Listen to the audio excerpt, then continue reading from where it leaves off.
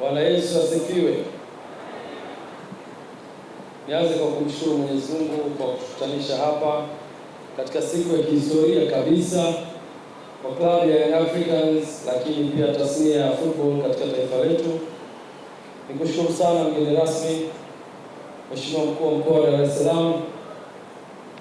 Nakumbuka siku moja katika utambulishi wake, mkuu wetu wa mkoa alisema yeye ni baba wa vilabu vyote katika jiji la Dar es Salaam na anazipenda timu zote ambazo ziko katika jiji la Dar es Salaam, lakini kuna timu moja ikishinda na furahi zaidi.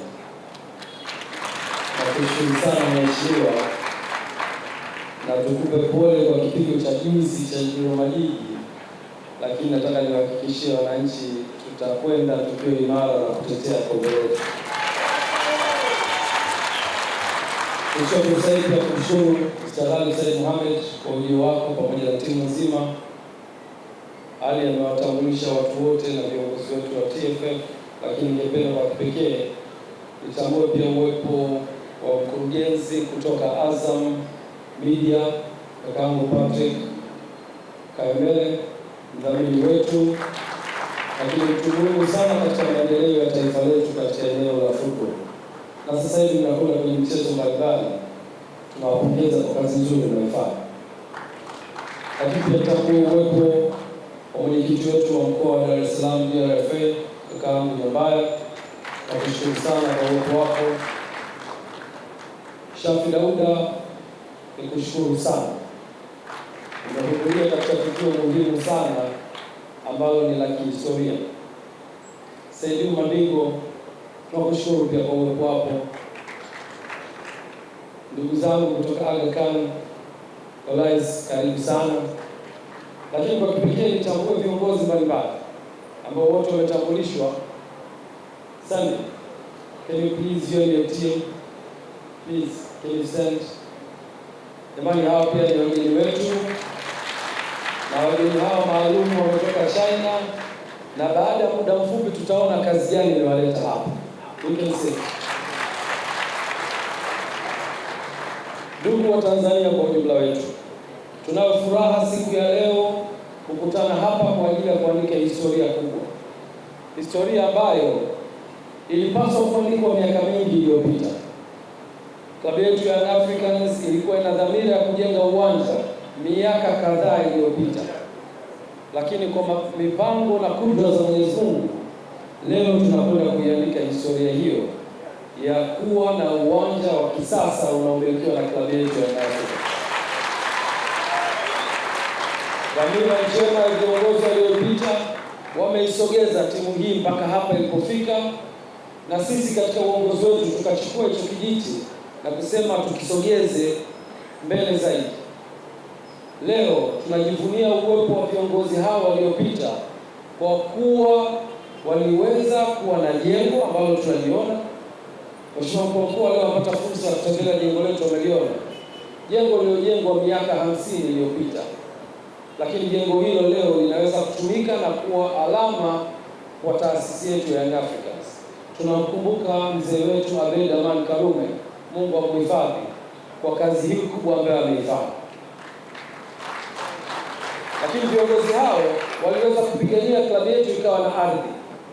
Leo tunajivunia kuwa na ardhi yenye takriban square mita 1035 katika eneo hili la Jangwani. Ni kazi kubwa iliyofanywa na viongozi waliotangulia. Na viongozi hao wangeweza kuiuza hii ardhi, kwani kwa kuna ubaya, nani angeuliza? Lakini hawakuiuza. Waliweza kuishikilia kwa takriban miaka zaidi ya 50 na kuhakikisha ardhi hii kuna siku itakuja kuifaa klabu yetu. Na leo niwahakikishie wananchi, ardhi hii imetufaa na klabu ya Young Africans itakwenda kujenga uwanja juu ya ardhi hiyo ambayo wazazi wetu walifanya. Tulipoingia madarakani tulisema kipaumbele cha kwanza kitakuwa ni uwanja.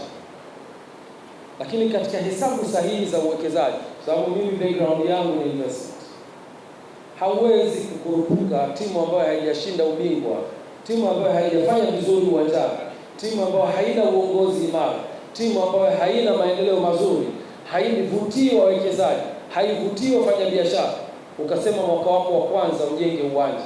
La hasha, huwezi kufanikiwa. Biashara inataka kuvutiwa. Mwekezaji yoyote anahitaji kwenda sehemu ambayo iko imara, ina fan base kubwa, ina uongozi imara, ina miundombinu mizuri ya uongozi na utawala, lakini pia inavutia watu wengi. So tulipochukua uongozi, tuliweka kipaumbele cha kuhakikisha timu yetu inafanya vizuri. Tuhakikishe tunaimarisha uongozi. Tuhakikishe tunaimarisha eneo la secretariat ambao Andre Mtini amefanya kazi kubwa. Nakupongeza sana Andre Mtini. Tulipoanza kufanya vizuri, tulivutia watu wengi kusogea kwenye timu yetu. Na tukawafanya watu hao leo kuwa tayari kuwekeza kwenye timu yetu. Baada ya kufanya hivyo, miaka 4 tumechukua makombe ya ligi kuu ya NBC, tumechukua makombe ya FA Cup, tumechukua ngao za jamii, tumefanya vizuri kimataifa. Sio maendeleo ya kubeza. Lakini sio tu hivyo, tumefanya vizuri pia kwenye wanachama, tumesajili wanachama nchi nzima, tumefungua matawi nchi nzima na matawi mengine yako nje ya nchi. Na hivi sasa tunaelekea sasa kuwavutia watu wengi kuja kwenye klabu yetu, na watu hao watakuwa tayari kuwekeza. Moja katika uthibitisho wa uwekezaji huo, miezi michache iliyopita klabu ya Yanga ilitangaza nafasi za uwekezaji kwenye ujenzi wa uwanja. Taasisi mbalimbali zikaomba, na mwishoni secretariat ikapokea maombi hayo na kuyachuja, na finally kupata majina machache yaliyoletwa kwenye Excom, na tukachukua fursa hiyo kama viongozi wa Excom kuweza kuchambua taasisi hizo ili kumpata aliyekuwa bora ambaye anaweza kutusaidia kwenye eneo la uwekezaji wa uwanja. Hapo ndipo tulipoangukia kwenye mikono ya GSM Group. Tuwapigie makofi. Baada ya mchakato huo kukamilika, tukawaalika GSM Group na tukaunda kamati, na nitambua uwepo wa Ivan Tarimo na kushukuru sana, akiwa ni mshauri wetu kwenye eneo la fedha, na kaka yetu Alex Ngongolo akiwa ni mshauri wetu kwenye eneo la sheria. Tukaweza kuwapitia na kukaa na GSM Group na kueleza dhamira yetu, na dhamira hiyo ikapokelewa kwa mikono miwili. Ndipo hapo GSM Group kwa kushirikiana na taasisi yetu ya Yanga tukaweza kutengeneza kamati ambayo ikaanza kufanya design ya uwanja wetu, na leo mnaona wageni wetu ambao wamekuja hapa wamefanya kazi kubwa sana ya kudesign uwanja ili kuweza kufikia malengo ya kwetu kama klabu ya Africans, lakini pia malengo ya wawekezaji wetu ambao ni GSM Group. Kazi kubwa imefanyika, mliona watu wako kimya. Kazi hiyo ni kufanya design, architectural design ya uwanja, kufanya structural design ya uwanja, na baadaye kufanya costing, kupata gharama za uwekezaji. Tumefika mwisho, gharama zimepatikana, michoro imekamilika, na wote pande zote mbili, mwekezaji pamoja na Young Africans, tumeridhika kwa 100% kwamba huo ndio utakaokuwa uwanja wetu. Tukawa na kikao kikubwa siku chache zilizopita, mwanzoni mwa wiki hii. Kikao hicho dhamira yake ilikuwa ni kukubaliana jinsi gani tutakwenda ku-execute huo mradi. Ziko taaluma nyingi sana tumejifunza kutoka kwa wenzetu.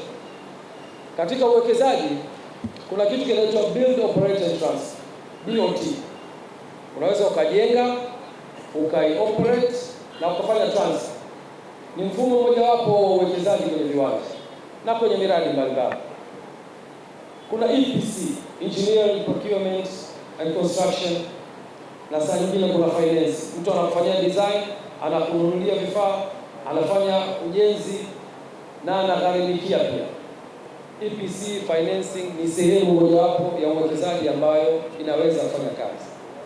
Lakini uongozi wenu wa klabu ya Young Africans umetathmini njia zote hizo na kuona kuna njia ambayo inaweza kutufaa zaidi na sio hizo ambazo zimezaa. Na njia yenyewe ni partnership katika uwekezaji. Tukakubaliana modality ambayo ni sahihi baada ya kupitia modality nyingi, na model ambayo tumekuja nayo ni model ya partnership. Model ambayo itamfanya Young Africans ambaye ana uwanja kusubmit uwanja wake kwenye mradi, na kumfanya GSM Group ambaye ana uwezo wa kifedha kuleta fedha za ujenzi wa uwanja. hawa partner wawili wakija pamoja, mmoja ana ardhi na mmoja ana fedha za uwekezaji, tutaweza kufikia malengo yetu ya kuwa na uwanja, na hapo tukakubaliana kwenye partnership. Na leo nataka niseme tu kwa uchache, nimekutana na watu wengi ambao wanaweza kufanya biashara na wana uwezo wa ushawishi.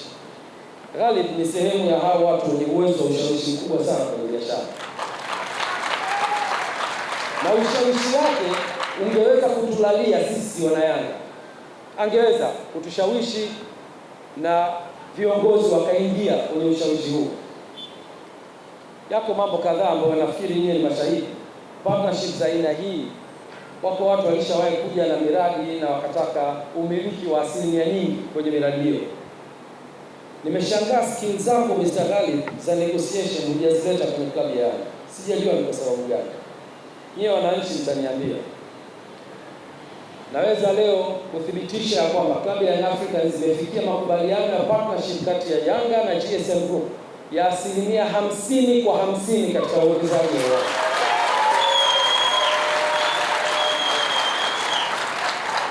Mtanielewa nikisema kwa nini skills hiyo ya kwako ya ushawishi hujaitumia kwenye Yanga.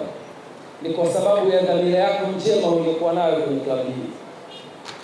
Leo Mr. Ghalib angekuwa ni mtu wa tamaa, angeweza kusema nataka asilimia 80 kwa 20. Na kwa sababu fedha yake ni kubwa inayokwenda kujenga uwanja, tusingeweza kumkatalia.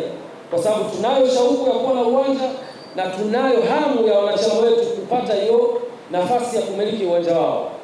Na sisi kama Yanga tukiwa tuna fedha, tungeweza kuingia kwenye huo mtego. Lakini alisema hapana, nataka tugawane asilimia 50 kwa 50. Ili klabu ya Young Africans iwe na umiliki wake na mimi naeleta fedha niwe na umiliki wangu.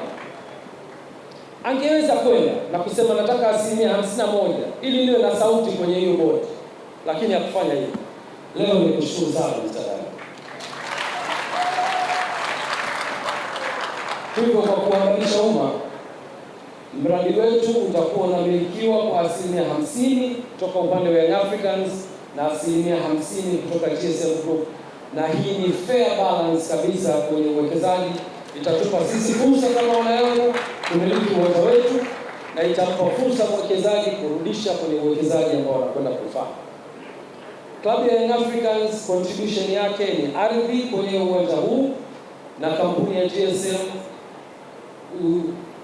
contribution yake itakuwa ni fedha za kujenga uwanja huu ambao mimi na nyie leo tutakwenda kuona uwanja huu ukiwa na quality ya juu kabisa. Kwa kusema hayo, nikushukuru sana Mr. Ghalib na GSM Group. Najua sio maamuzi yako binafsi, kuna timu kubwa nyuma.